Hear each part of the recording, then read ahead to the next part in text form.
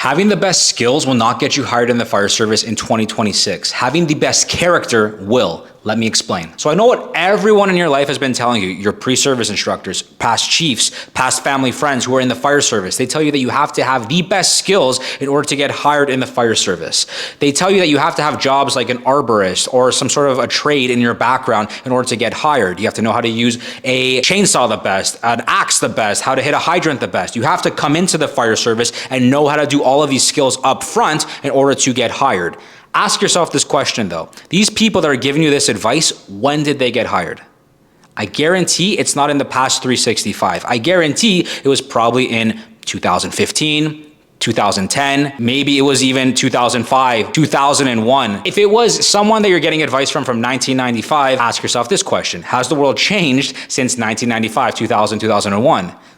Pretty obvious answer there. And ask yourself this further question. Do we feel like the hiring process in the fire service has changed as well? Now, how has it changed? They're no longer hiring these days based on skills coming into the fire service. They're hiring based on who is the best person, who has the highest level of integrity, honesty, compassion for other people. Because at the end of the day, one principle rings true always. They can teach anybody how to be a firefighter, but they can't teach anybody how to be a good person. This is who you are. This is what walks in the door on day one. In your interview, before day one, they get to assess who you are as a person. That's why interviews are huge in the fire service, and so many people have trouble passing them. Because at the end of the day, they're not looking at what you think they're looking at, your skills, how you hold the axe, chainsaw, X, Y, and Z, all those things I just said, but they are looking at who you are as a person. And a beautiful part about this is the Bible pretty much teaches you how to become a firefighter. It does. It just does. This thing right here, it has all the codes onto how to do this properly. And a big part of it is Simon. Remember Simon? Oh, you might know him as Peter because he became Peter along the way. But what happened with Simon who became Peter? When Jesus was looking for disciples, he went to people that most people wouldn't think would be called to be disciples. Simon was a fisherman. Simon didn't have skills. Simon didn't have the best ability to talk to people. He didn't know anything about Christianity. He wasn't the guy that you would think would be the shining star to become Peter, to lead others to Christ. He was just a guy beside a boat with some fish. And when Jesus said to him, he said, "Hey, Simon, come with me, follow me." He didn't ask about his past. He didn't ask who he was. He didn't bring him along with him because of who he was currently. He brought him along with him because of who he could be in the future. This being said, when it comes time to get hired in the fire service, it's the exact same thing. Jesus doesn't call the qualified. Jesus qualifies the called. And when you get hired in the fire service, they take you through 2-3 months of a recruit class. In the fire service there, that's where they teach you how to do all of those things. They literally teach you from the bottom of like how to put your clothes on, your bunker gear. They teach you like, okay, here's what your pants do. Here's what your boots do. Okay, great. Here's an axe. Do you know what a Halligan bar is? Oh, you don't? Here, hold one. Feel the weight of it. Okay, how you use it, X, Y, and Z, all the way into, how to pull a hose off of a truck, how to hit a hydrant, all of the basic skills that people think, oh, no, I need to know all of those before I come in. They teach you everything from the beginning as if you know nothing. The same way that Jesus taught Simon and the same way that Simon became Peter. Because that's the position you guys are really in right now. You guys are all just a bunch of Simons like I was. And you're trying to become Peter, and a lot of people tell you that, hey, you have to walk in the door as Peter, and that's the only way to get hired. It's not the truth anymore. It really is not the truth. It is about having your character in line, and that, being able to be coachable, to have integrity, honesty, that is what's gonna allow you to get hired in the fire service. That being said, we have to remember Matthew 6:33. What does it say? I'm gonna read it to you right here. It says, "But seek first his kingdom and his righteousness, and all these things will be added to you." With that being said, if you want to adjust your character and improve your character, because that's the way to go and get hired in the fire service, you have to first seek God. Seek your Bible, go to church, go on your knees and pray. Become the person that God and Jesus wants you to be. Essentially, learn how to walk in the image of Jesus Christ. Integrity, honesty, compassion, service for others. Become a better person first and foremost. And I know it sounds maybe a little woo-woo, this and that, but Joe, I need to have all the courses and the volunteer and the work experience. Absolutely.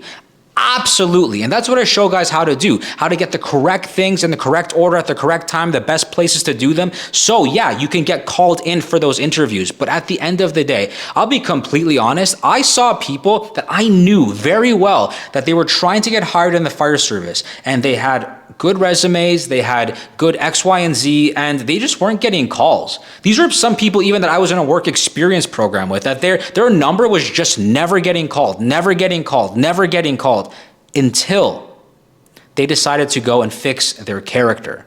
I saw a transformation happen in many of these people when they said, you know what, maybe I'm not being the most honest person. Maybe I'm not caring for others. Maybe I'm doing things transactionally in terms of the relationships that I have, in terms of my relationship with God. Maybe I gotta fix that. Maybe I gotta turn something around here and adjust who I am. After those moments, every single time, I would see maybe a month went by, they start getting some calls. Another month went by, they have interviews coming up. Okay, an offer here, an offer there, an offer here, an offer there, options in front of them. It was a strong correlation between all of the people that fixed their character that went on to get hired. Because some things in this world, man, like I don't want to sound woo-woo and all of that, but some things in this world are just out of our control. Some things truly are. And I know that you probably had an opportunity that you said, I'm going to get this job with X department. And I did all the right things. At the interview, I said all the right things, but it just didn't happen. And it's not that you had a bad interview. It's not that you did something wrong, because sometimes God just says, you know what, that's not for you. I remember I had a interview with Kitchener. I did a great interview with Kitchener. This is already when I was hired with Ottawa. I was an Ottawa firefighter, and I had a Kitchener interview because I was trying to come back home. And I remember they did the interview. 2 weeks later, I didn't get the email saying that I got the job. It said that I was passed on. And I'm thinking to myself, like how, why? And I till this day, I try to break it down in my head as to what I could have done better, what I could have said here, there, whatever. At the end of the day, it just wasn't meant for me. In addition to this, there was multiple times where I've had interviews along the way before I got hired in Ottawa, before I came back to Vaughan, and there was interviews that I just bombed. And I didn't get. Some I bombed because I didn't know how to interview properly, but others I bombed, and I guess I didn't really bomb them because I feel like I did really good in those interviews, but God didn't want me there.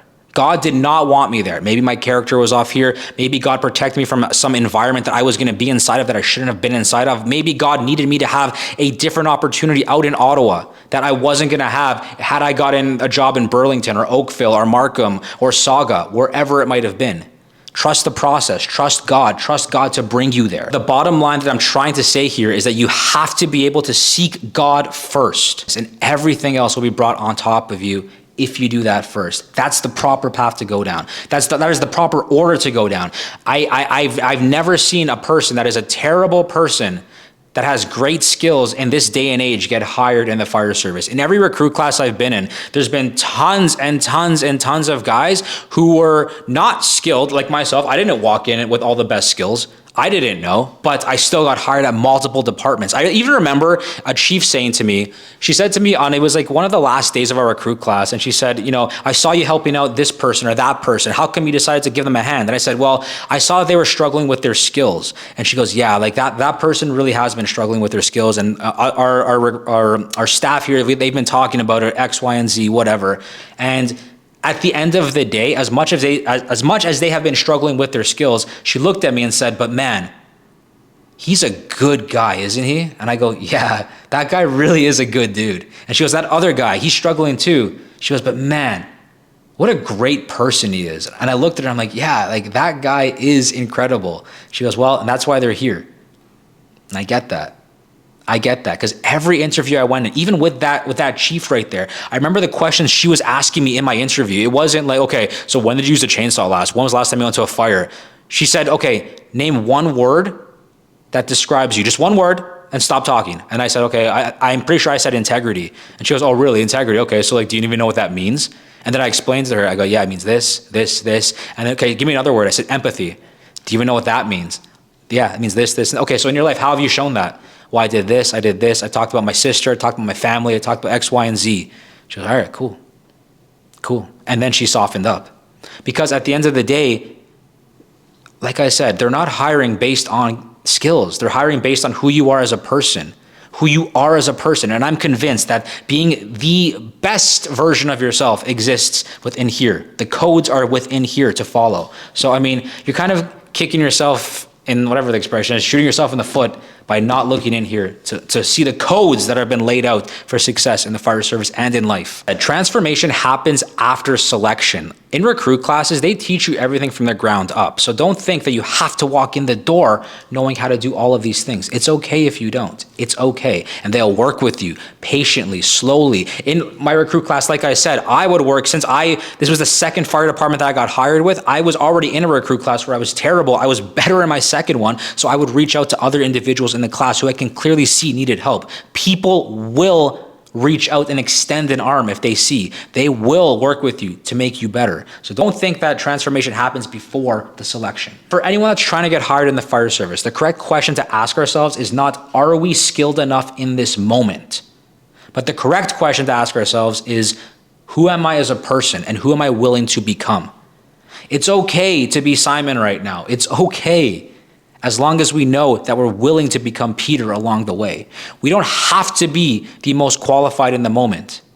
If you've been called and your number has been called, that's because God sees something inside of you. And yeah, there's tons of opportunities for guys who are 22 years old, and there's guys who are 35, 40 saying, well, how is that 22-year-old getting hired over me? How did Toronto hire that 22-year-old? How? It doesn't make sense. That guy worked at X, Y, and Z, and I worked at X, Y, and Z. Bro, how is he doesn't have half the life experience as me. You know what? It doesn't matter, because God saw that person's character. God saw that guy at 22 years old and said, this is the guy that I can mold, I can work with, because his ear is tuned into me. That guy's in his Bible. That guy understands that he doesn't have to be the best up front, but he's willing to become that. That guy is Simon. I will make him Peter over time because he's willing to learn. And if you're in a position where you're not being hired and you have all the good stuff and you're working hard, ask yourself, who are you as a person? Are you Simon? Cool. Are you willing to become Peter? If you're not willing to become Peter along the way, bro, if that ego is eating you up, beating you down, ask yourself, how can I become better? How can I listen to God more? How can I change myself in order to allow God to change me? Remember, God does not call the qualified. God qualifies the called. I love you guys. Thank you for watching. I love you.